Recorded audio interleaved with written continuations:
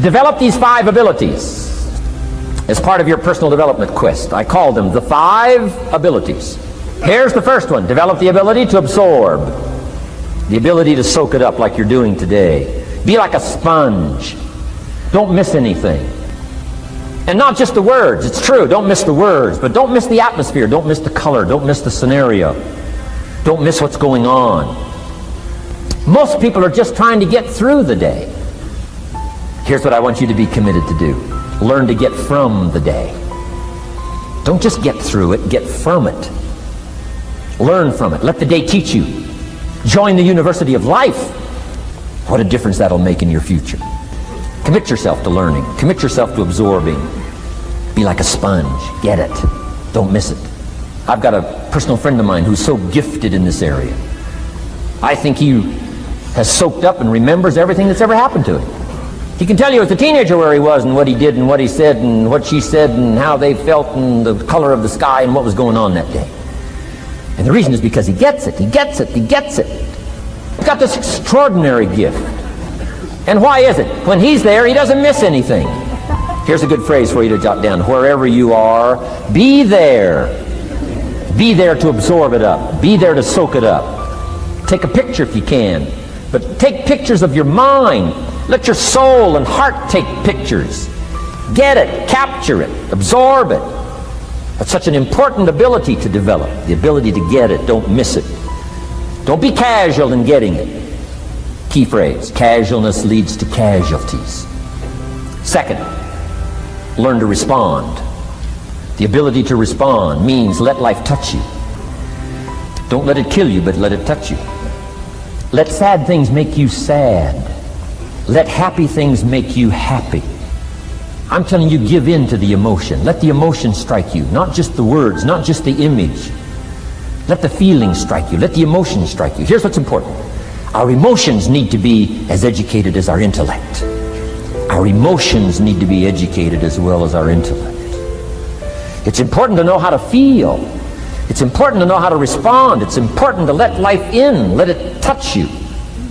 I'm the greatest guy in the world to take to the movies. I get into a good movie. I want a good movie. Make me laugh, make me cry, scare me to death, teach me something, take me high, take me low. Just don't leave me as I was when I came in. Touch me, do something to me. Wow. I'm asking you to get it. Absorb and respond. Now here's the third ability. Develop the ability to reflect. Reflect means go back over. Study it again. Go back over these notes that you're taking today. Go back through the cassettes one more time. Read the text one more time. But there's more to it than that. Go back over your day. I call it run the tapes again, so that the day locks in firmly. Here's some good times to reflect. One, at the end of the day. Take a few minutes at the end of the day. Go back over the day. Who'd you see and what'd they say and what happened? How'd you feel? What went on? So that you capture that day. A day is a piece of the mosaic of your life. Number one, don't treat it casual. Number two, get from the day. And then number three, go back over the day so that it locks in that experience, the knowledge, the sights, the sounds, the panorama, the color motion picture of the day. Just lock it in so that it will serve you for the future, having that day, not missing it. Next, take a few hours at the end of the week, called time to reflect. Go back over your day timer, go back over your calendar, go back over your appointment book. Where did you go and who did you see and how did it feel and what went on? Capture that week. A week is a pretty good chunk of time. Next, take half a day at the end of the month, called time to reflect. And do the same thing again. Go back over what you read, go back over what you heard, go back over what you saw. Go back over the feelings to capture it so that it serves you. Next, take a weekend at the end of the year to establish this year now firmly in your consciousness, firmly in your experience bank, so that you've got it, so that it never disappears. Good ability to acquire, the ability to reflect. Go back over. Remember. Remember. Remember. It's so valuable to be able to remember the thought, remember the idea, remember the experience, remember the occasion, remember the day, remember the weather, remember the emotion, remember the complexity, remember the highs, remember the lows. So valuable at the end of the day. Lock that day in. Lock the month in, lock the week in, lock the year in. Old Testament says a unique scenario unfolded according to the law, and that was they worked 9 years, and the 10th year was a sabbatical. The 10th year, work 9, take the 10th year, and not just to relax, not just to replenish, not maybe just to get physically in shape. Change of pace, we call it in the modern society, but not just for that. I'm sure that in ancient days that sabbatical was to go over the last 9 years, what went right and what went wrong, and what worked well and what didn't work well. And how did you grow, and how did you learn, and how did you change, and what have you got now after 9 years that you didn't have at the beginning of the 9 years?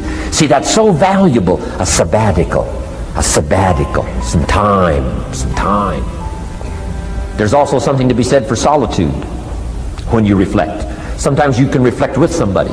Husband and wife reflect on the past year, right? Parents reflect with their children on the past year. How did we do it, and how didn't we do it, and how could we improve? Colleagues can reflect with each other. But now here's one of the most important. You've got to learn to reflect with yourself. There's something to be said for solitude. There's something to be said for taking those occasions to shut out the world and shut out everything else for a while. I've got a motorhome. That's how I do it. With my motorcycle on the back.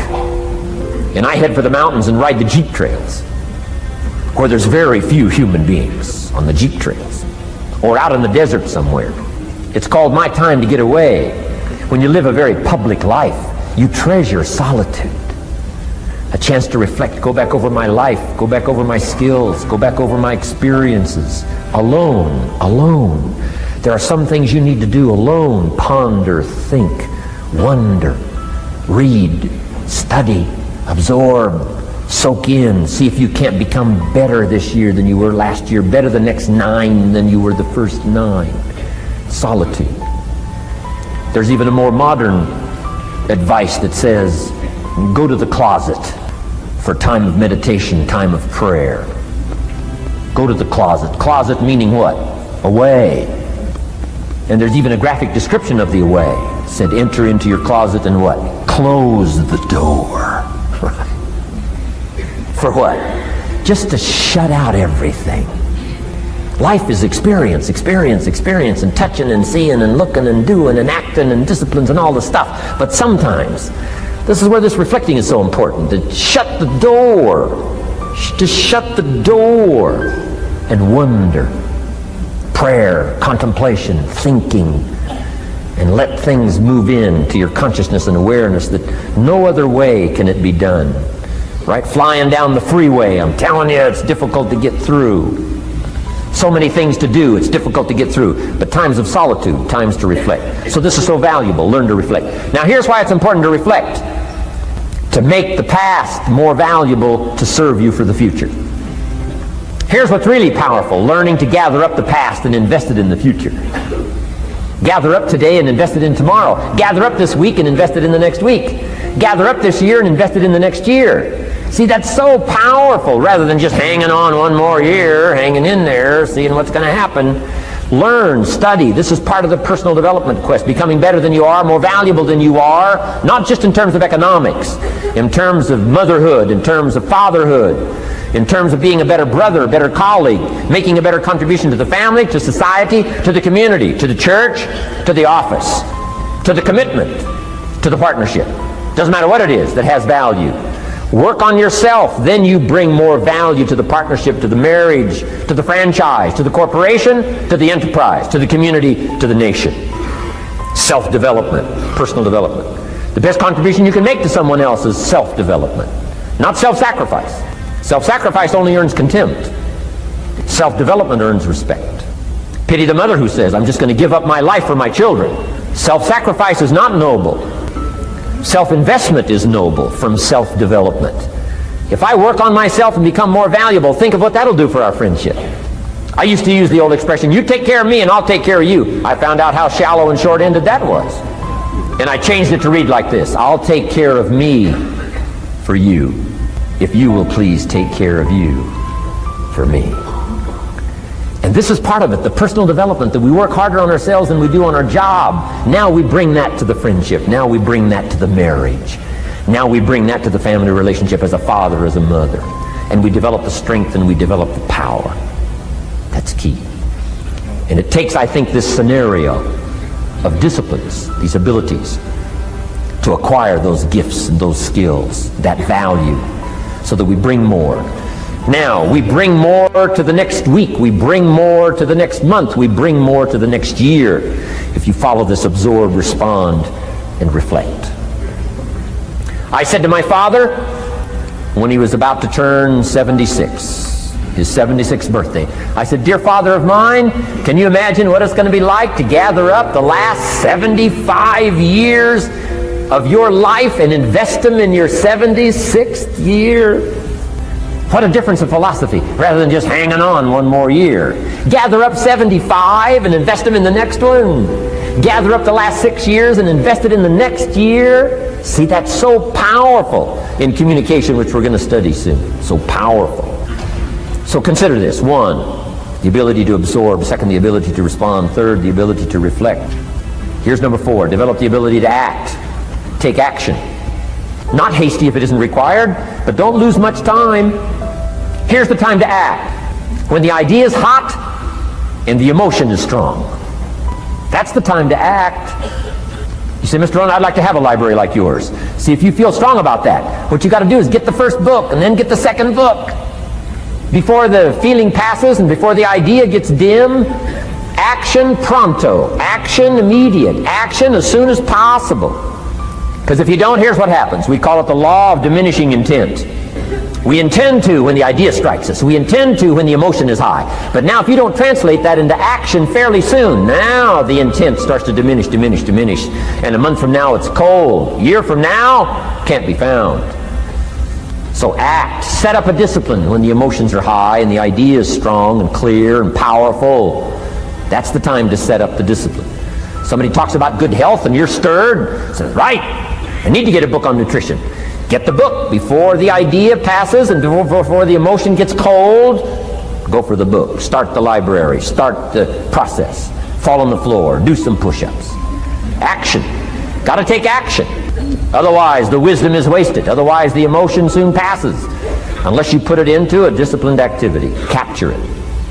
Disciplines is called how to capture the emotion and how to capture the wisdom and translate it into equity.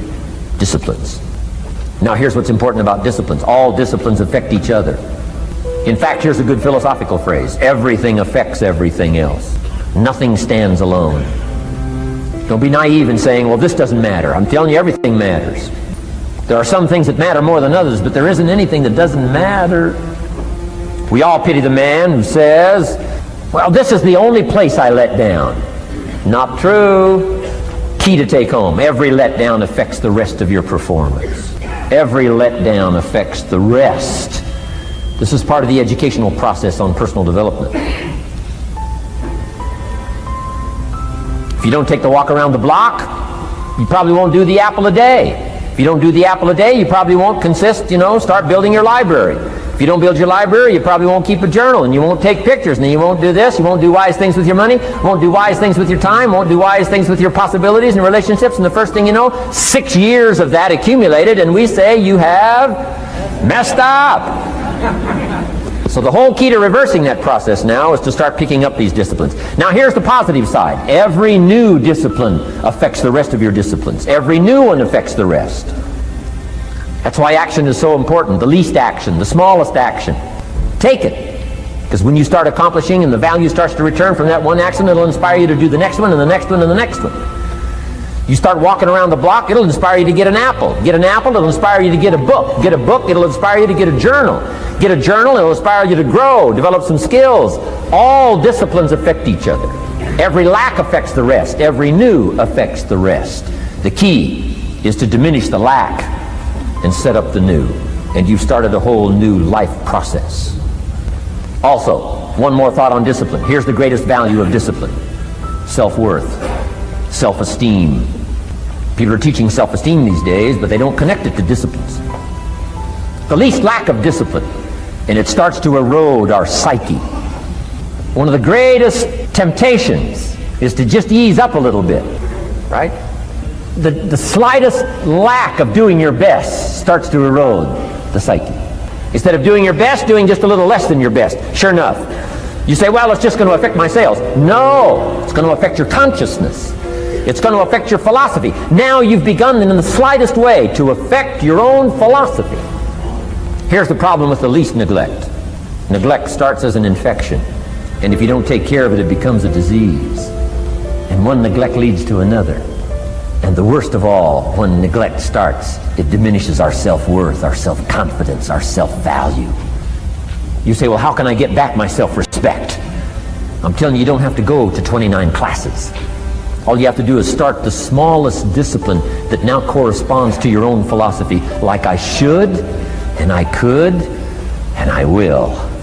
No longer will I let neglect stack up on me so that I will have the sorry scenario 6 years from now, giving some excuse instead of celebrating my progress. That's the key to discipline.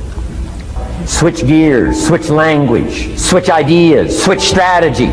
Start with the simplest of disciplines. And don't be mean any of these disciplines. The smallest of disciplines starts the process of life change. And if you'll invest in this thing called discipline, you can have whatever you wish. It's called the beginning of a miracle.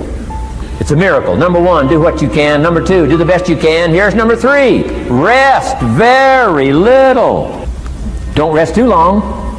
Why? The weeds take the garden. Kids have got that figured out. You can't rest too long. Here's the clue. Make rest a necessity, not an objective. The objective of life is not to rest. The objective of life is to act.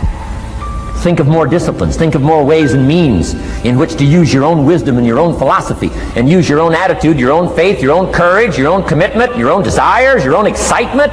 Invest it, invest it, invest it, invest it in discipline so that it's not wasted.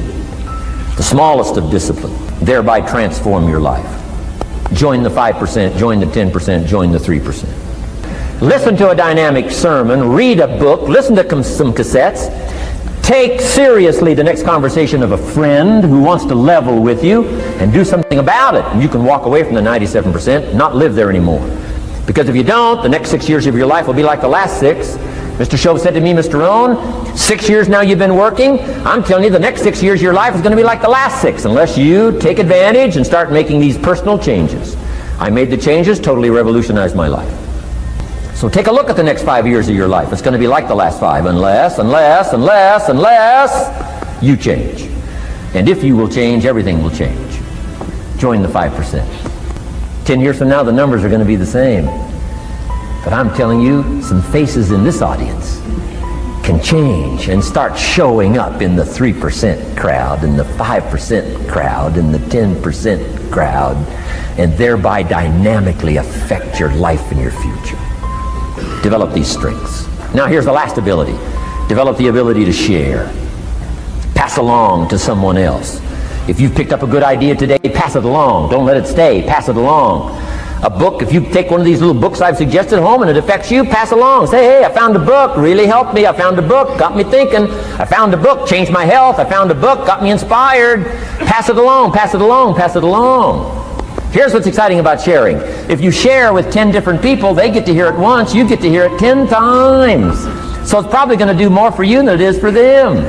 But it's called what? Everybody wins. When somebody shares, everybody wins. Share your ideas, share your experiences, share your knowledge. You can have just as much pleasure as I do. I said, giving this seminar, this is one of my joys in life. Give a seminar like this, make the best investment I can of words and spirit and heart and soul and time, energy. I don't have to work this hard, but I gladly work this hard. Why? I want the return. Your words touch my life. See, that's heavyweight stuff. You can't buy it with money. But I'm telling you, you can get the same thing started by recommending a book. Somebody will read that book, and then they'll read another one, and they'll read another one, and they'll come to you someday and say, you got me started. That book you recommended turned my lights on, turned my mind around, got me thinking, got me pondering, and I've been on track ever since. You can get just as much praise as I do if you'll share with your children, share with your colleagues, share with everybody that comes within your grasp. Share. Now here's what sharing does. Not only helps you, helps the person you share with. Here's what else it does. Makes you bigger than you are. If I had a glass of water up here and it was full, question, can that glass hold any more water? If it's full, if the glass is full, can it hold any more water? The answer is yes. But for it to hold more, you got to pour out what's already in. That's what I'm asking you to do. If you're full of ideas, if you're full of good things, I'm asking you to pour it out, pour it out, pour it out. Why? I'm telling you, more will be poured in, poured in, poured in. Next, when you do pour out, you become bigger. It's not like a glass that stays the same. Human beings have the ability to grow in consciousness and awareness and capacity. It's unlimited. But here's how you expand your capacity. And that is to share what you've got. Now you get bigger. Share some more, and now you get bigger. I'm here for a very self-interest reason. If I share with you, my consciousness grows. If I share with you, I get to hear this again. Somebody asked me not long ago, said, Mr. Rohn, how are you doing with all this stuff? You get on everybody's case pretty hard. How are you doing with all this stuff you teach? I said, well, best I can share with you is this. Listen to me very carefully, but don't watch me too close. This stuff's easier to lecture on than it is to do. I understand that. I'm working on it just like you. But hey, pour out what you've got so that your capacity grows. Now, why should you want your capacity to grow? Very self-interest reason. Here it is. To hold more of the next experience. No telling what all this could mean to you today. This chance to grow, change, develop, absorb, take in. I'm asking you to expand and grow so you can hold more of the next experience. Learn to share. It's a glorious, glorious experience.